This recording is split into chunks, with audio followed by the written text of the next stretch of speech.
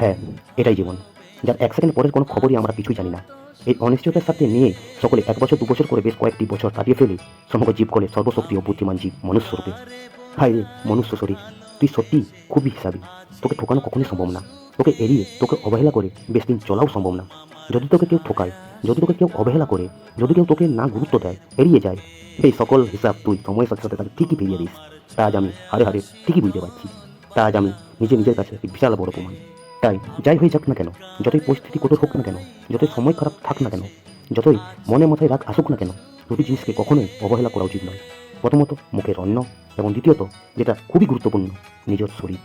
কারণ এই দুটি জিনিস যদি একবার আমাদের অবহেলা করে, একবার ধোঁকা দিতে শুরু করে, তাহলে 1 সেকেন্ডেই সব দি এন্ড। তাই এই অবহেলা রাগ সবকে সাইডে রেখে সবাই সবার শরীরকে সুস্থ রাখুন, সপরিবারে সবাই আনন্দে থাকুন। ধন্যবাদ।